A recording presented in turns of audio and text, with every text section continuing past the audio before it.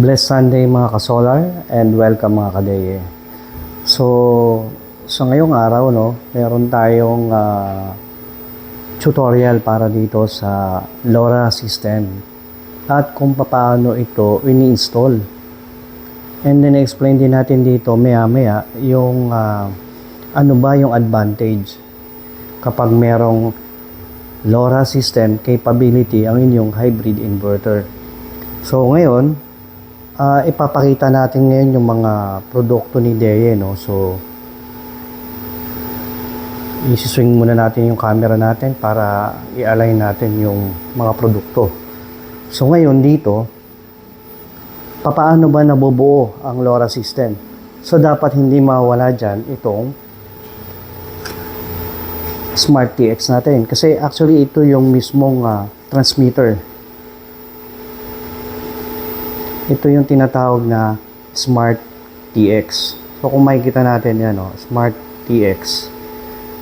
And then dito, makikita natin yung interface port niya para sa communication. At meron siyang auxiliary or power supply. So, dito, ginagamit lang itong 5V power supply nito na Type-C para sa mga old version ng mga inverter.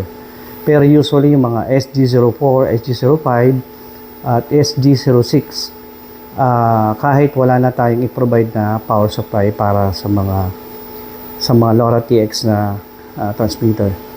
And then nakapaloob din dito, meron siyang manual. Andiyan din ang specification and then yung kanyang actually straight through din ito. Pwede nga kayong mag-extend kung gusto niyo ilabas yung LoRa transmitter natin para kung gusto niyo mas malayo pa yung marating. Pero ito ay hanggang 200 meters. 200 meters na kailangan walang obstruction. Pero kinagandahan kasi nitong Smart TX kasi natin ay mas malakas pa siya sa Wi-Fi 7. Kung alam niyo yung Wi-Fi 7 na category ng mga routers, malakas yung kanyang radio frequency. And then, syempre, dapat hindi mawala dyan yung package mismo ng Smart City natin. So, ito yung tinatawag na Smart Meter. So, dito kasi nakakonect mismo yung city. So, bubuksan natin. Ano ba yung mga laman nito? So, meron pa siyang extended antenna. So, para at least mas malayo pa yung kanyang so, for the meantime, hindi na muna natin gamitin to. Pero ano rin to? SMC port din. Dalawa kasi yung kanyang bundled na antenna. And then, sumunod, syempre, yung package ng ating Smart City natin or Smart Meter. Actually, inalis ko na yung laman yan. So, nandito na yan. So, ito na siya. So, ito yung smart meter natin. Pwede ito sa single phase at pwede rin ito sa 3-phase system. So, dito hanggang dito makikita natin yung paano ba i-connect. So, dito naka-interpret dito yung Y system na 3-phase. So, yung mga 400. And then serial number. Ito yung interface niya. Kasi actually, kinonect ko na. Napakadali lang Kung single phase gagamitin natin, so, make sure na ganyan lang ang connection. Even Meralco, or sa mga provinces natin na line neutral, ganyan lang ang connection.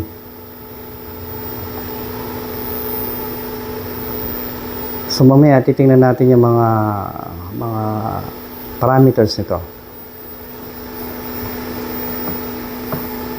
And then, syempre, hindi mawala dyan yung kanyang city.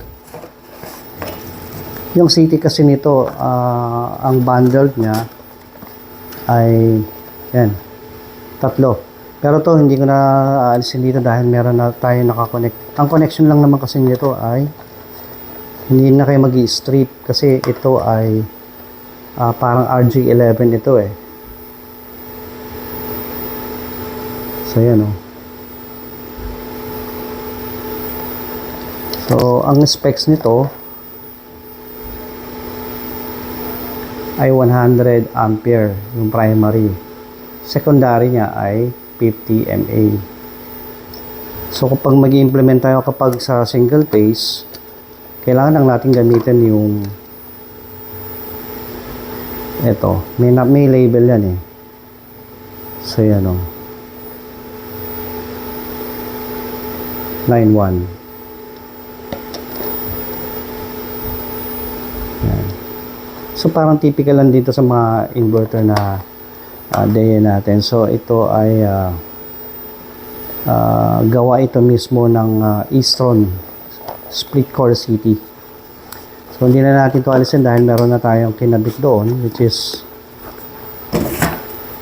ito yan. So, nandito lang naman yung interface port niya.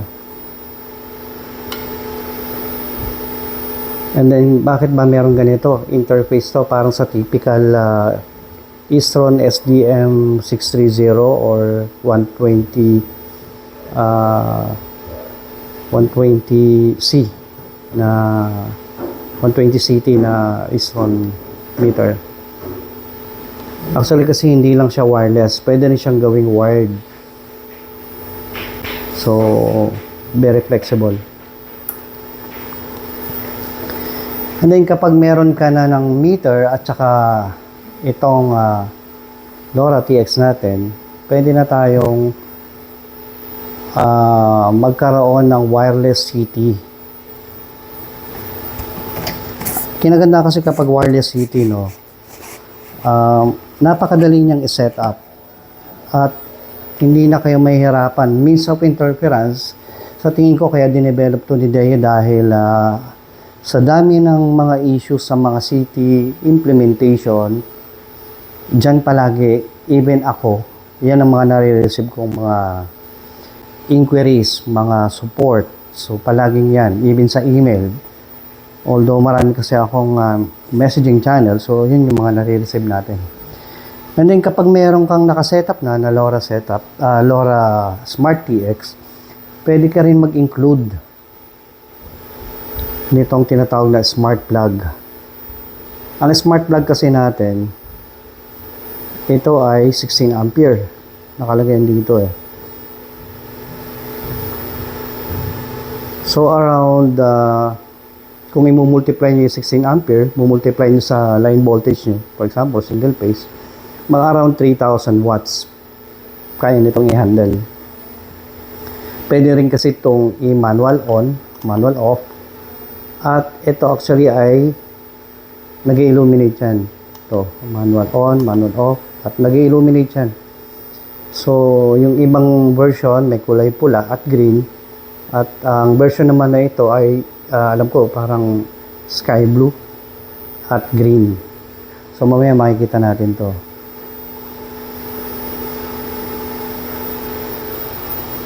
And then, ganun pa man, meron din tayong tinatawag na smart switch.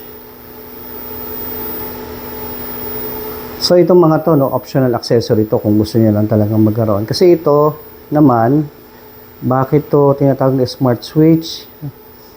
Controlled ito ng EMS application, no, sa DEA Cloud natin. Lahat yan, smart plug, smart switch, yan, nako-control ito mismo ng DEA Cloud. So, as EMS. Ito namang smart switch na ito, pang mga high load, like mga motorized devices, mga full pump, mga around 5,000 watts na air conditioning system, yung mga ganyan. So, depende, iba-iba.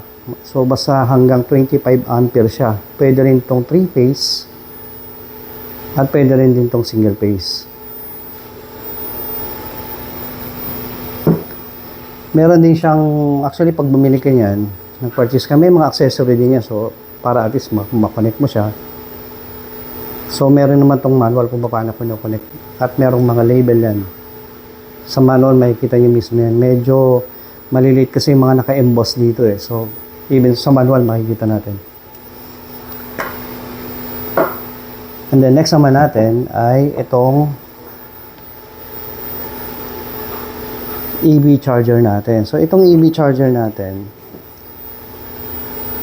design din ito para sa 3-phase system, WYE or 400 volt.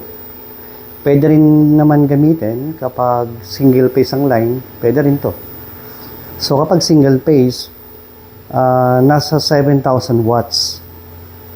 At kapag 3-phase naman, for example, 400 volt ka, meron kang pwedeng 22 kilowatt. So kung gusto mong mas mabilis pa i-charge yung iyong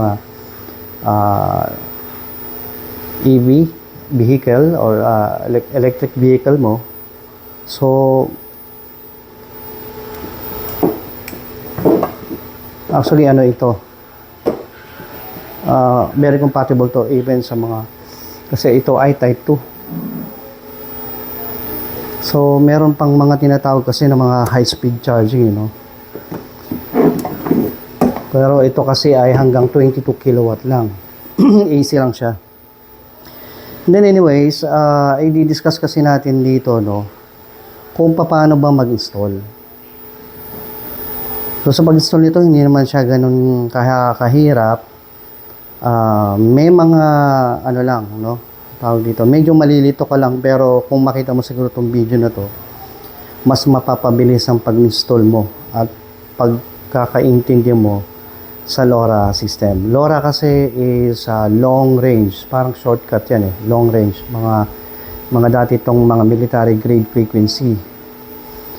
So anyways, pwede na tayo mag-start siguro. May naka-setup tayo na meron tayo dito 8 kilowatt hybrid inverter. And then, ang unang-unang gagawin kasi natin ito, kailangan natin i-plug itong Smart TX natin sa port mismo ng ating inverter. Saang port nga ba? Sa port mismo ng meter port. So, ibababa natin itong ating camera para at least makita natin, no? So, ang meter port kasi, dito sa ginagamit ko, no, SG05 ito eh, na 8 kilowatt. Ito yung meter port. May label naman yan dito eh. So, meter port, dito lang natin i-connect at huwag kung saan-saan natin ipa-plug yung LoRa kasi pwedeng masira dahil merong mga iba-ibang pin outs kasi yan. So dito lang tayo sa meter port magko-connect ng LoRa stick. So pa-plug lang natin ito. Ganyan lang. So parang nagko-connect ka lang sa modem. So pag kinonek kasi natin dito yan, may mapapansin tayo bakit parang hindi siya nagpa-function, no? Dapat kasi meron, wala pang ilaw. So may mga LED indicator dapat yan. So kung wala, kailangan kasi natin makita yung dip switch na may nakalagay na 5 volts. So yung 5 volts na yon, actually ito yun. I-try natin close up yung ano natin.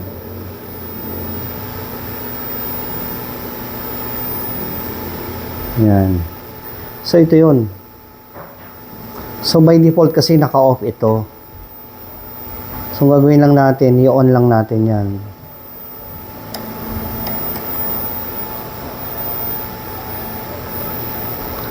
So nung in-on natin, nagkaroon na siya ng power. And then kapag nagkaroon na siya ng power, pwede na natin to siyang i-configure dito sa ating hybrid inverter. So, zoom out lang muna natin. Temporary, bibitawan ko muna. Try natin i-zoom na lang ito para makita niyo yung mga settings, no? Oops.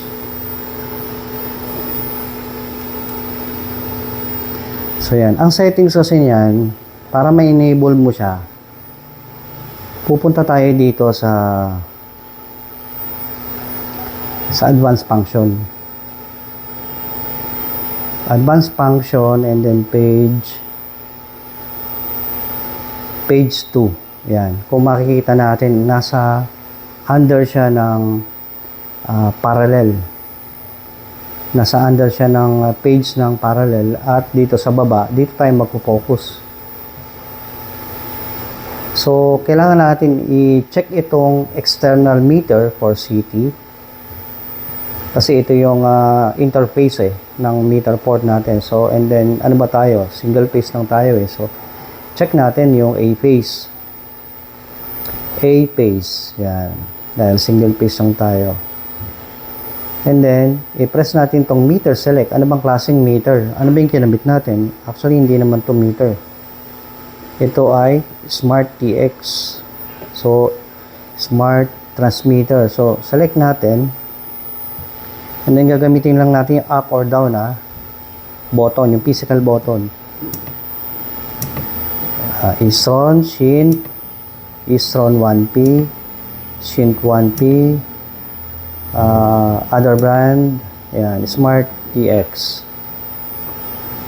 Once select natin ito, huwag natin kakalimutan pindutin yung check na yan. Kasi yan yung save. So, press natin save. And then, balikan natin, tingnan natin kung nag-save nga ba. So, yan, nag-save siya. So, palagi pag mag-setting sa'yo, dapat palagi nyo check yun. And then, escape natin. Dapat dito sa may device info. Yan. Ganyan makikita natin, di ba? Kailangan kasi ang inverter natin para ma-support siya ng LoRa. Kailangan ipapa-update nyo yun kapag wala kayong nakitang ganito. Smart devices. So, medyo na-miss lang yung kapag paano ba mag-install nitong LoRa. Pero usually, ganito yan. So, pwede mo itong itawag sa DE Philippines para magkaroon ng ma-enabled yung iyong hybrid inverter para magkaroon ng ganito. Smart devices kapag wala pa. I-update ngayon nila yan and then kukumpletuhin nila yan kasi meron dyang MCU2 MCU2 tsaka MCU3 accessory firmware, MCU2 tsaka accessory firmware. So yan, dapat may ganyan. Kapag wala pa niyan, kailangan mo ipa-update, kailangan mo itawag sa DE Philippines. And then check mo dito sa device info, dapat ganito yan. 5388 1516. Yan yung 1516. Yan yung re-represent na naka-LoRa na yan. Kasi yung iba, di ba, 1515. Kapag 1515 yan, hindi mo ma-enable yung Smart TX na communication. So, dapat naka 1516 yan. Yan, remember 1516 for LoRa. And pag nag-press ka ng up or down, makikita mo yung serial number mismo ng Smart TX. Kung ano yung serial number niyan dito. Ayun yung serial number. Dapat mag-register yan dito. Yan. Diyan mo makikita yan. Kapag hindi, kailangan mo retry yung pag-plug. Minsan ganun lang Or i-try mong reconnect dito. Advanced function. Yan. Try mo mag-recheck or mag-restart ka ng inverter. And then, punta ka naman dito sa smart devices. Smart TX. Dito, naka-default siya channel 6. Ngayon, kung merong ibang mga LoRa system sa bahay mo, baguhin mo yung channel. For example, gagawin natin channel 2. And then, okay. So, 4 na 7 lang yun. Itong Reset Smart TX, actually, pwede nyo rin itong magamit sa troubleshooting kapag hindi nagko-connect yung Smart TX, yung transmitter. Pag hindi gumagana, pwede nyo i-check yan, siguro mga at least 3 times nyo i-reset. Minsan kasi hindi siya nakikita. Pag ginawa nyo yung 3 times na reset, yun, saka pa lang siya nakikita. So, minsan kasi may mga ano yan, parang may mga syntax sa mga code na hindi pagano pumapasok. So, pag nire-reset yun, gumagana naman. Sa iba kasi ganun ang nangyayari. Hindi nila mapagana. So, yun lang yun. And then, dito, gagawin naman natin, ready na yung ating Smart TX. So, dito naman tayo sa ayan, dito naman tayo sa smart meter natin na wireless sa city. So, dito kasi dapat katulad yan, wala pa dapat yan sa taas may lalabas na parang Wi-Fi icon. Kapag ganyan, hindi pa nagko-communicate doon sa wireless TX. So, paano bang gagawin natin? So, kailangan mong pumunta dito. Kung nasa main screen ka, punta kayo dito, settings, and then smart devices, smart city. Yung smart city na ito yan. Nakakalito, no? Smart meter ba? Smart city. Pero, iisa lang yun. Kaya, medyo marami nalilito dyan. Kaya akala nila dalawa. Pero, ba't iisa lang yan? Punta tayo dito. Makikita natin ganito. So, dito tayo sa City 1. Kailangan na, kasi itong City 2 pang ano to pang AC couple, nagagamit ka rin ng meter. So, pwede kang gumamit kasi ng dalawa, actually. Pero dito lang tayo sa primary city natin, no? So, pe-press natin to, yung icon na yon, ulitin natin pe-press natin to, yung may City 1, yung box na yan, lalabas to. And then, kailangan natin i-press tong edit SN or serial number. Ngayon, may parang confirmation. So, ang kailangan lang natin gawin dito, press OK to continue. So, yan, ma-access na natin yung on-screen keyboard niya at kailangan natin i-type dito yung yan.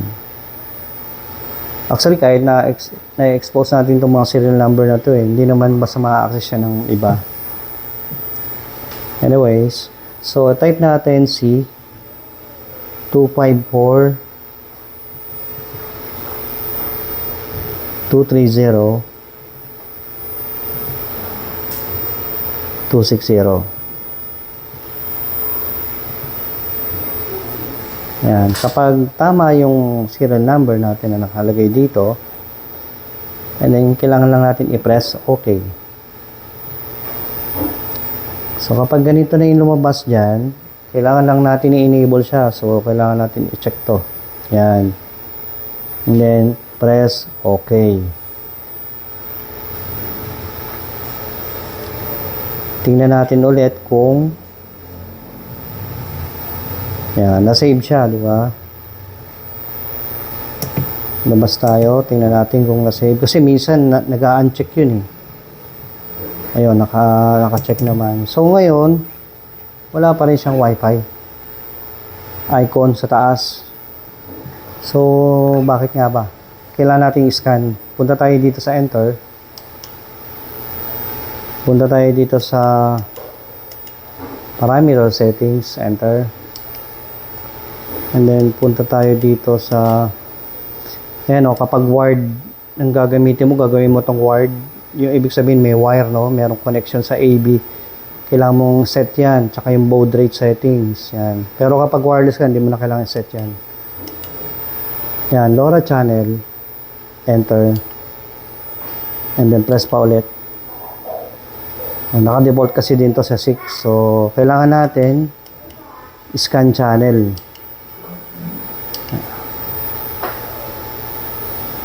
So, tingnan natin kung makikita ba siya o hindi. Kapag hindi siya nakikita, meron tayong gagawing reset. Yun yung mga troubleshooting. Mas maganda nga kung hindi nga siya makita, no? So, may tatry natin. Pero wala, nakita eh. Pero kapag nakita siya, kung hindi man siya nakita, ang gagawin niya lang doon, babalik ka lang doon dito. Dito, sa Smart TX, yan o. Re-reset mo lang yan. Kalimitan, ganun lang. Ulit-ulitin nyo lang yun. So, kapag ganito nakita mo, kasi ang sinet natin dito sa Smart TX dito, channel 2. So, meaning ito na yun. Ay, sorry. Skip tayo. Yan, 2. Diba? So, escape muna tayo. Yan. So, escape din tayo dito, no? Ayun, may lumabas na, oh. Kapag ganyan, nagko-communicate na yan. Yan. Ganito ang tamang pag-setup. Dapat, dito nyo muna dadalhin yung yung wireless smart city nyo. Itong meter, yung smart meter na to, dapat dito nyo dadalhin muna, malapit sa inverter. Kasi pag nag-setup kayo, sa sobrang excited nyo, nilagay nyo yun dun sa pinakamalayo. Sabihin natin 100 meters na. Ang hirap niyang establish ng communication ng dalawa. So, dapat dito pa lang, i-establish nyo na, malapit pa lang. Yan. Kapag naka-establish na yan, ang dali na yan, pag nilagay mo yun dun. Lalagay mo lang tong reference voltage, di ba? O, single phase lang. Kung neutral to line, edi neutral to line lang. Pero kung 3-phase Y, edi siyempre may neutral reference and then L1, L2, L3. And then siyempre, yung city niya, kakabit nyo. Ito. O, di ba? So, kung nasaan ang meter, nandoon din ang city. So, yan ang tamang implementation even sa mga Eastern meter. Kung nasaan ang meter mo, dapat nandun ang city. Kaya maraming nagkakamali dyan sa Eastern eh. Anyways, papaliwanag na lang natin next time. So, ngayon, meron na siyang communication. And then, yung sinasabi ko kanina na kulay yellow na wire, no? Na dapat dun siya ilalagay mo sa line.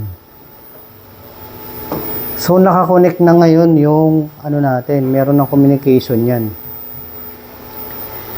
Ang next natin, pakita nga natin ulit. Basta ikakalamp nyo yung city. Ito itong yellow, wag yung red, green. Dapat itong yellow. Yan. Dahil ito yung merong label na pang L1. Yan. Tapos itong mga ibang city nya, ilib nyo lang na naka-close. So, okay lang yun. Yan. So, yun ang kailangan i-clamp sa line mismo. Kapag Meralco, ang gagawin nyo lang, line to line din kasi yun, di ba? Pag Meralco, susundan nyo lang yung L1. Bababa ko yung camera. So,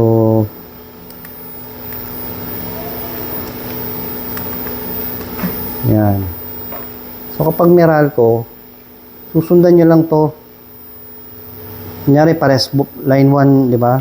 Ang Meralco kasi pares active eh. So, parang 115 yan eh, or 110, 110. So, ito, susundan mo to. Dito ka magka-clamp. Sundan mo yung palabas hanggang doon sa MDP. Even sa mga ordinaryong city, ward na city, ito, susundan mo yan. Sundan mo hanggang labas yan. Kung saan mo planong ilagay yung city. Yan. And then, tataas ulit natin yung camera. Ang hirap talaga kapag cameraman ka na, ikaw pa yung nag-i-explain. So, wait lang. Ayan ako tong, yan. Kasi meron tayong kailangan pakita dito eh. Yan. Buti na lang meron tayong tripod. At tulad dati, nanginginig yung kamay ko eh. So, anyways. Yan. Paano ba?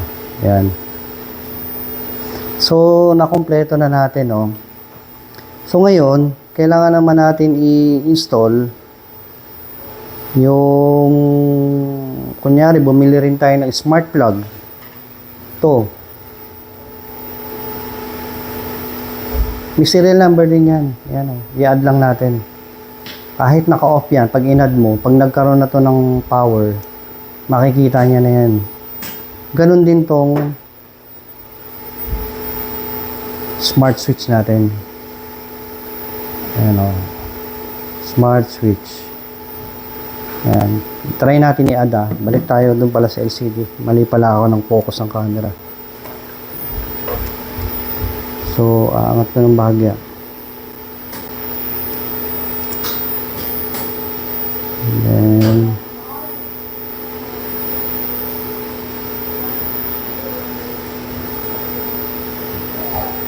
yan. Siguro kita nyo na yan.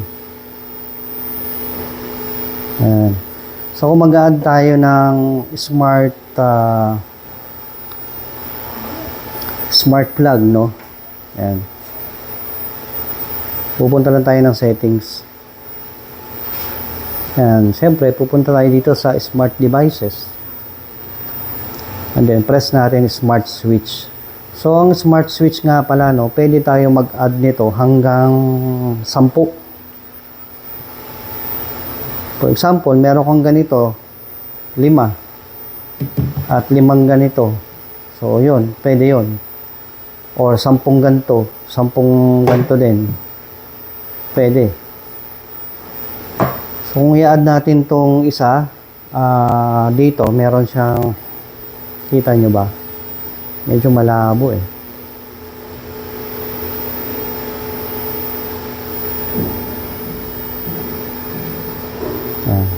Pwede na siguro yan. So, dito, pe-press lang natin to.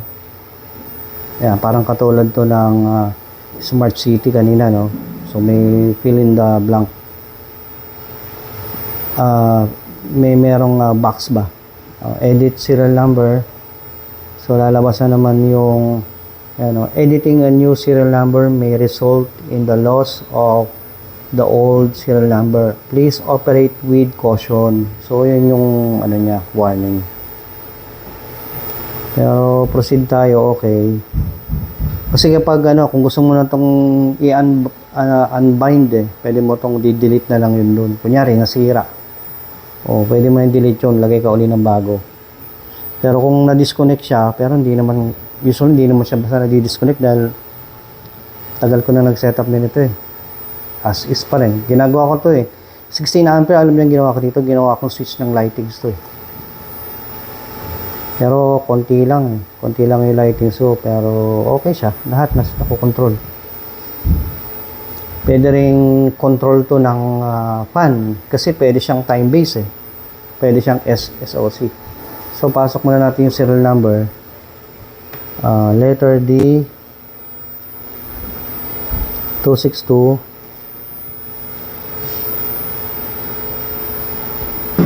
100 325. Then okay. So yan. Check natin ang enable. Yan. Kung mapapansin niyo rito, merong time mode. Kapag time mode, ito dito kayo po-focus. Anong start niya, pwede siyang automation. Parang dating niya TOU. Yan o. Pwede rin siyang SOC base. For example, state of charge mo nakalagay, mag-on lang siya ng mga 85% or 100%. Tapos mag-end siya ng 50%. Pwedeng ganun. At meron din siyang setting kung gusto mo Saturday, Sunday, hindi nag-on off. Monday to Friday lang. Pwede. O, di ba? Ang ganda. So, meron kang EMS na built-in dito sa hybrid day natin. And then, pwede ka rin mag-set dito ng manual mode. Kasi, meron ka makikitang button yan dun sa iCloud application eh. Siguro later, ipopost natin yun. Pwede ka mag-manual mode. So, kapag natapos ka na, pwede nyo naman ito pag-aralan na lang eh. Pag natapos na tayo mag-add, at tama yung make sure na serial number tama, press OK. Balikan mo kung nag-save. O, nag-save siya. Ngayon, kung mag-a-add pa tayo ulit ng isa pa, so kailangan natin i-press down. Ayan, may makita kayong up, tapos down. So, press down. Press ko yung SN serial number 2 naman. O, edit, SN, and then OK. So, ito naman i-import natin. Ito. So, lahat ng mga LoRa devices natin, meron mga serial number. No? So, D256.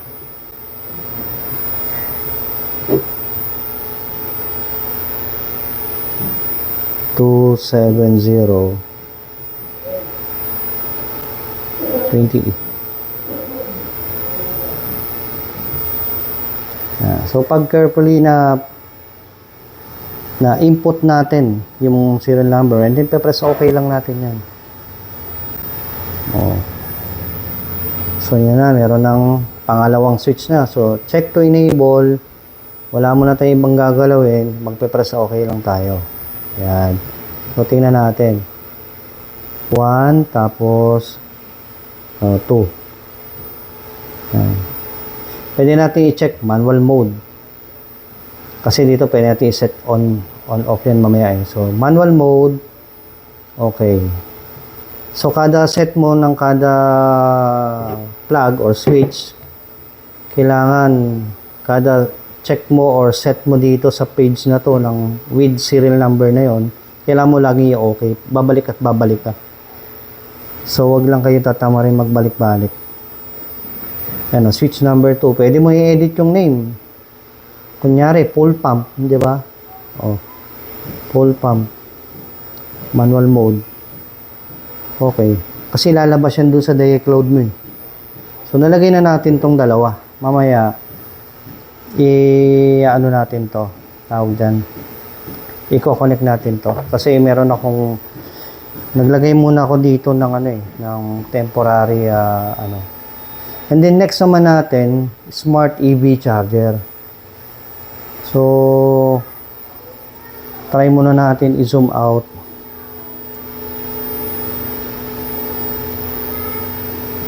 Yan.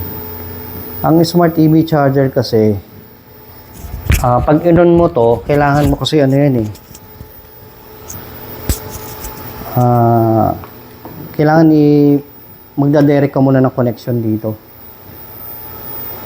Via mobile phone. Kasi kapag sinaksak mo to sa line to line, nagkakaroon siya ng alarm. So, kailangan doon i-enable mo yung protective masking. Yung mga ground leakage masking, ganon. Lalo na yung mga hindi mahilig maglagay ng grounding, no? Kung gusto nyo na masira agad yun, hindi, joke lang. Anyways, so, may ground masking kasi to, kaya pag plinag mo to, diretso agad sa wall. Kasi ito, pwede itong ikabit sa grid side, or sa load terminal, or sa gen port, kukonfigure mo as smart, no? So, meron kasing smart functionality. So, dito, ang pag-connect naman ng wiring nito, napakadali lang naman eh. Meron yung bundle niya na wire mismo na ipa-plug mo dito.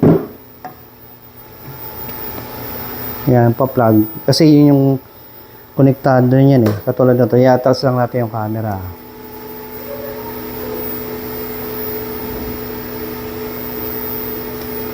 Yan. So dito, linagay ko lang muna temporary, no, sa load. So dito natin ipa-plan muna ilagay yung EV charger. So dalawa yan eh. And then yung isa naman sa gen port as smart. Kasi mamaya enable natin yung smart load eh, output. Yan. So, meron ding mga wiring ito. Sa kabilang end, merong neutral, line 1, line 2, line 3. Parang ganito. Parang ganito lang din. Meron siyang apat na na wire end doon sa kabila. So neutral, line 1, line 2, line 3. So tingnan natin ang camera para makita niyo yung tsura niya. So doon ko na muna nilagay dahil wala pa tayong auxiliary wiring connection dito. Ayan. Zoom natin ang bahagya.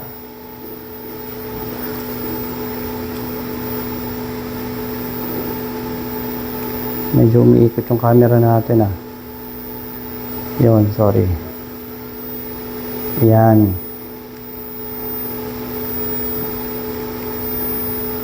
Ayan, pasensya na kayo kung mahirap walang cameraman. Anyways, so ito yun. Ito, tinakpan ko lang yung line 2, line 3 Yan tinakpan ko lang. Kasi single phase lang naman yung kukulikan natin So ito yung PE. Ito yung neutral, kulay blue. Yan yung line 1 kulay brown. Diba? So, itong port na to, ito yung gen port. Pero i-configure natin siya ng smart output. And then, i-check natin ng on-grid always on para naka-direct lang to sa dito. Meron kasing contactor sa loob to So, kapag sinet ko yan ng grid always on, imbes na nakatambay lang to, walang purpose. So, at gusto mo mag-utilize ng meron kayo pa-plug dito, isa-set mo lang yung gen port use. And then, sa-select mo, smart load output, and then, check mo sa tapat niya yung on-grid always on. So, magkakaroon yan, papasok yan dito. Magkakaroon yan siya.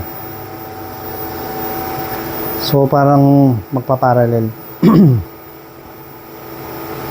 And then ito namang nasa gitnang to, ito yung tinatawag na load terminal.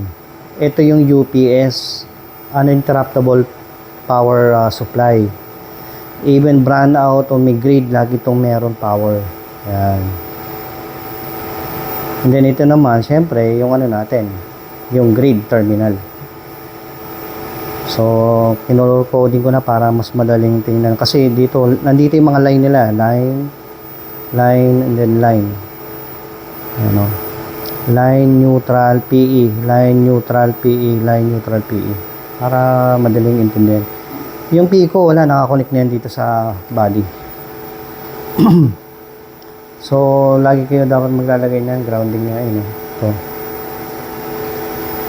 So, isa lang ang connection yan dito. At saka yung body niya, kahit mag-test ka ng continuity, lahat ng PE niyan, iisa lang nakakonect dito sa body ground. So, paano ba natin sinet yung Sige na, pakita na natin. Ayan. Paano ba natin sinet yung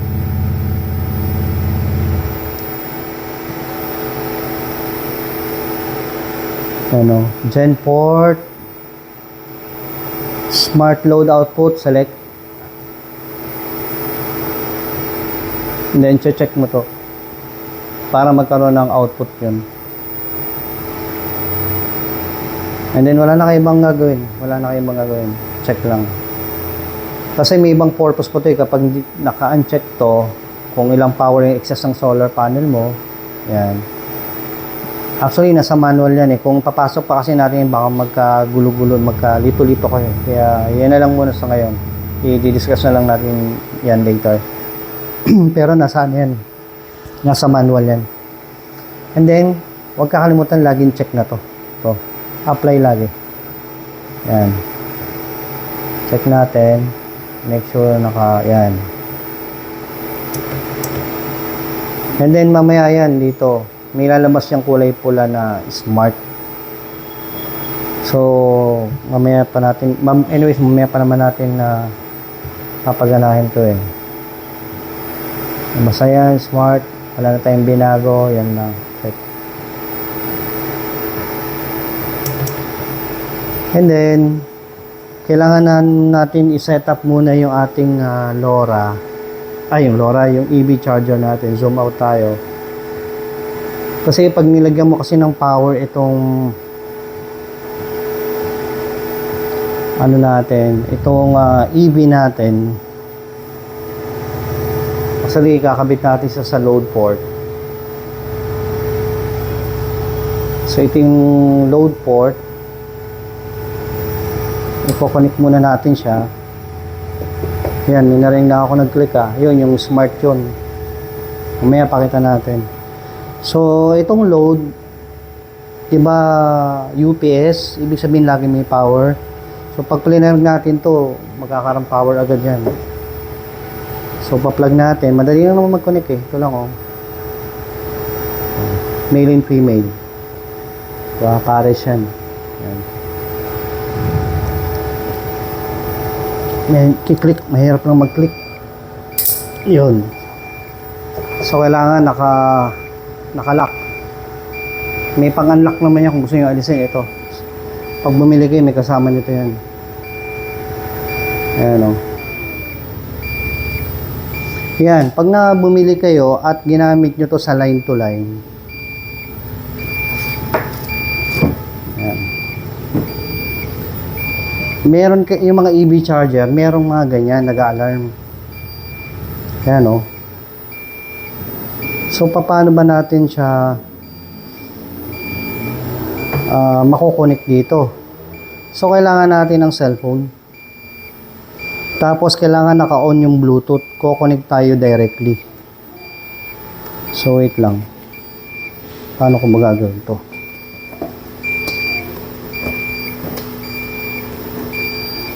Kasi kailangan natin i-scan yung kanyang So, yan bumove natin yung camera natin.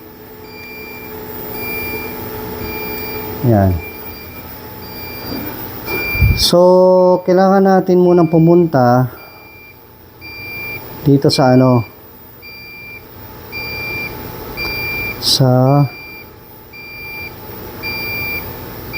ay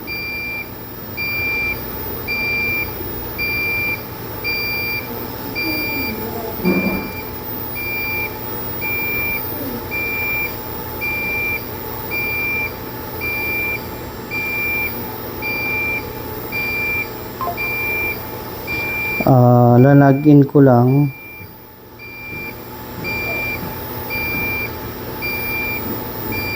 wait lang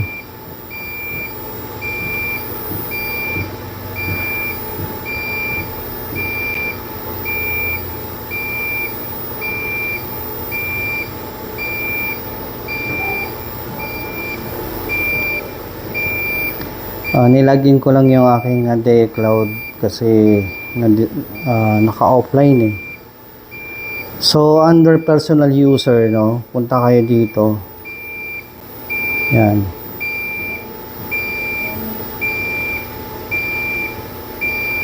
Yan, dito, pindutin nyo to.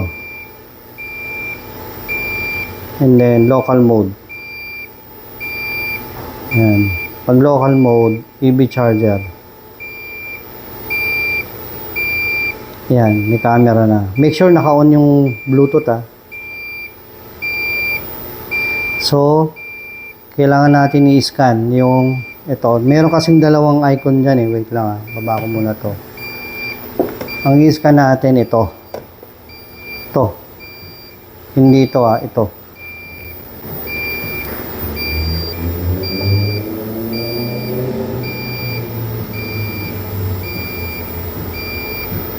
Ayun, di ba? Pumasok agad. Merong iba, hirap na hirap dyan So, yun lang. Kasi baka ini-scan yung isa. So, pupunta tayo dito sa parameter settings.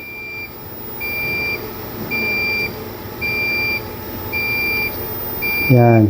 Ayun yung ground fault masking. Tsaka leakage current fault masking. Pero actually, very important dyan Pero although line to line naman kasi tayo ngayon, so kailangan natin tong i-enable.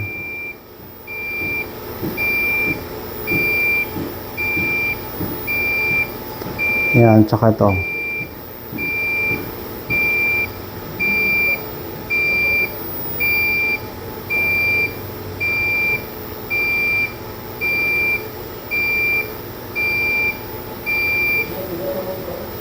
Yan. So, meron siyang mga ilang seconds bago niya i-directive yung iyong device. So, yan. Kapag nakaganyan na, ibig sabihin, accepted niya na yung line to line. Pero sa iba, nare-remote to eh. Even sa ibang charger, no, yung sa BYD, meron din dun. So, ground fault masking ang tawag dun. So ngayon, i-add na natin siya kasi i-add na natin to, wala pa yan doon sa sa smart devices eh. So balik tayo dito.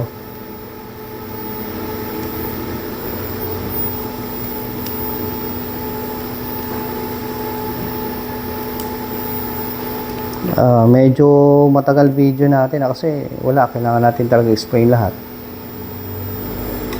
Pero benefit naman ito kayo para at least diba, kung mag-i-install kayo, alam niyo na kung paano. Hindi, wala nang shortcut. I mean, wala nang hirap-hirap. Shortcut agad, diba? So, settings, balik tayo, smart devices. And then, smart EV charger. Ay, hindi. Smart devices, smart EV charger. Ay, tama pala. Sorry. And then, papasok natin tong serial number niya. Picture ko nga.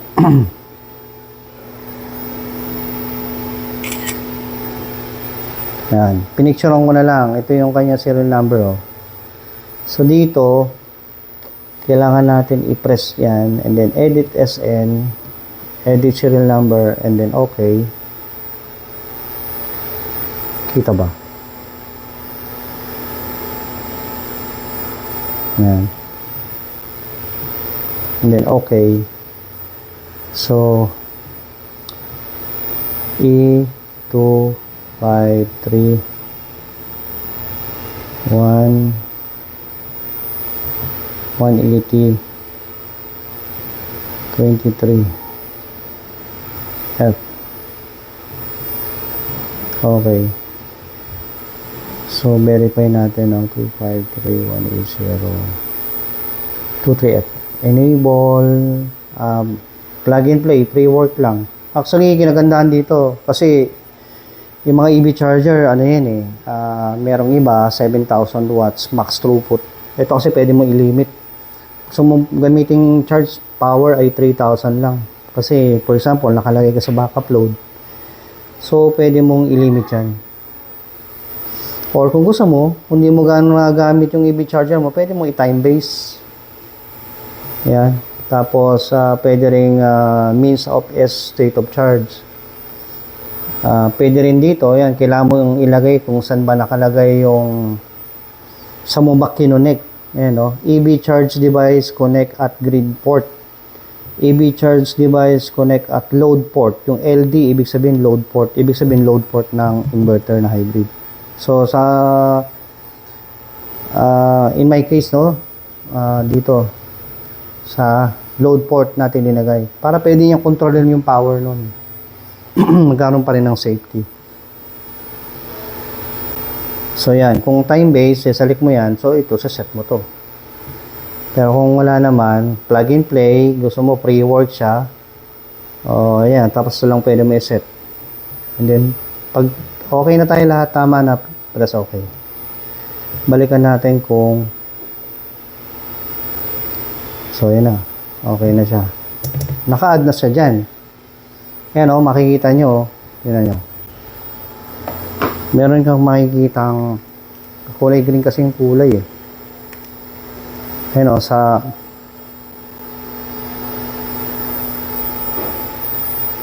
ayun CAR car.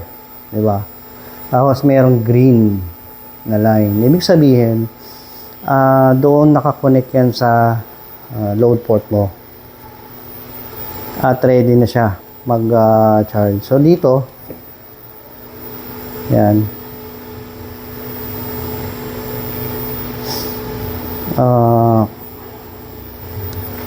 Baguhin natin ulit yung ating camera. Yan talaga walang cameraman.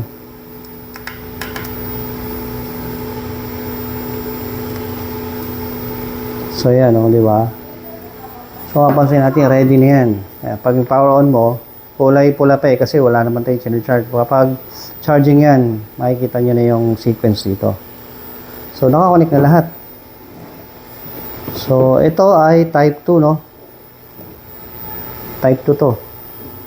Pwedeng 3-phase, pwedeng single phase. Yan. And then ngayon, magtitest naman tayo ng wireless CT natin. Kung gumagana nga ba. Ay, meron pa pala tayong hindi natetest. Wait lang, yung yung smart plug natin. Kasi kinonect natin eh. So, i-ano lang natin So, dito na lang natin siya i-connect.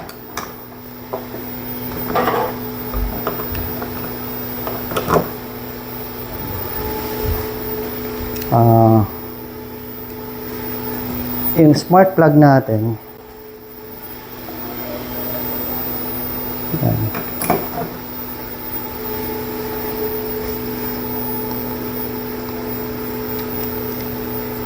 So kung mapapansin natin,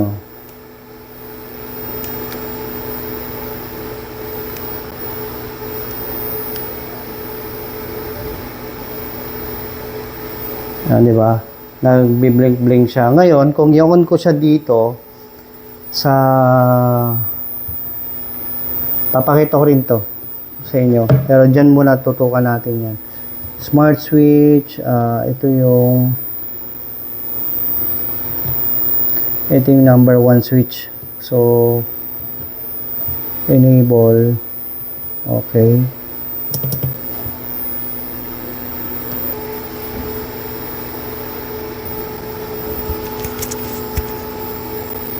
So, yan. I-off naman natin. Makita natin nagbi-blink. Yan. Pag ganyan, ibig sabihin, naka-power off yan. Kapag i-on uli natin, yan o. So, even sa app, pwede mo makontrol yan. So, kung medyo malaki yung bahay mo, so kinagandahan nito, meron kang 10 ganyan, pwede mong i-implement yan. So tingnan muna natin dito kung ano ba nangyayari. Paano ko ba siya sinuswitch on?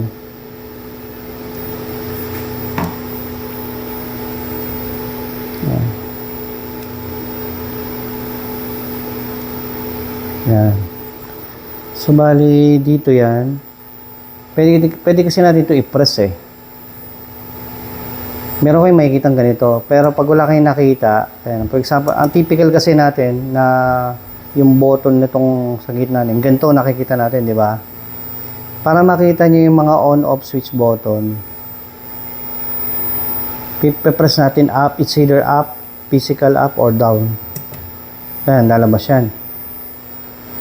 So, yung switch 1 mo, di ba, naka-on. Pwede kong i-off yun.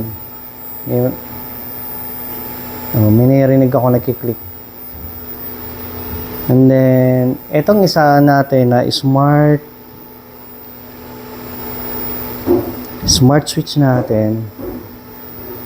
Actually, ito yun eh. Ayun, dalawa na yung ilaw niya, di ba? Ayan. Pwede kong i-off yan dito. Ayan o. Ito. Diba? So, nawala yung isang, ibig sabihin, nag-off siya. Pag i-on natin, yan. Diba? So, ganun lang. As long as lahat yan dito, naka-add na. Yan.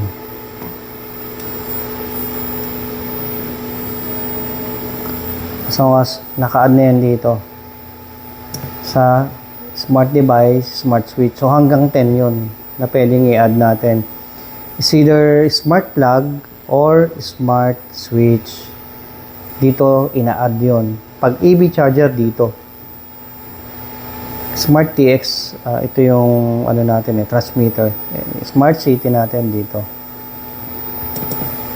So, yun lang. Ganun lang siya. Ganyan lang ang way niya, no? So, after mo ma-install nitong smart wireless CT natin, smart meter with wireless CT, yan. Siguro yun magandang term. Once na ma-configure mo na, fully in communication, meron ka nang makikitang ganito. Yan, pwede mo nang i-implement yan doon. I-connect mo na sa service entrance, sa MDP. O, yun. So, try natin maglagay ng load, no? For example, lagay tayo ng load. Mga around 900 to 1 kilowatt. Tingnan natin mabuti ha. Dito, tsaka dito. Yan.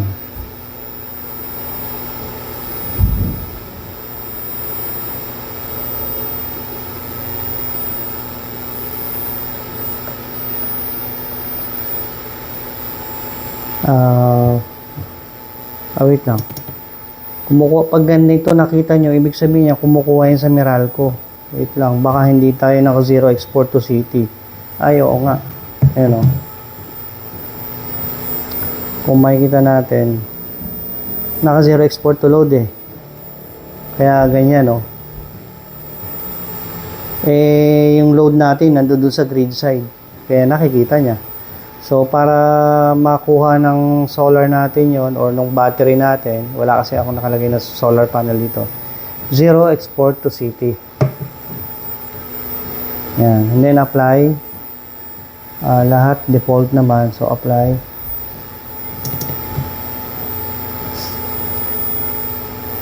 Ayun. Nagbigay na yung battery, oh.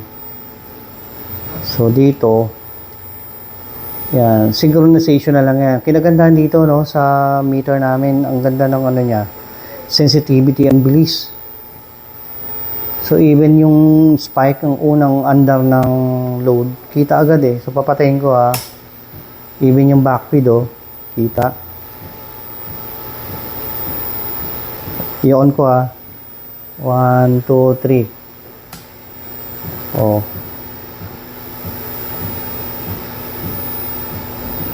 Ayan o, kung titingnan natin yung load o. O, diba? And then, i-off ko. O, diba? Nawala. O, nawala siya, diba? So, i-on ko ulit.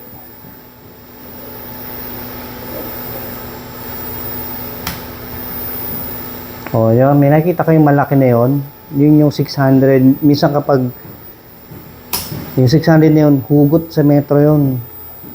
Tapos saka pa lang dinetect na city, saka lang niya bibigyan ng inverter. Yun yung sinasabi ko, kapag naka-hybrid on-grid ka, lagi may kinukuha yan sa active power, sa DU or Meralco.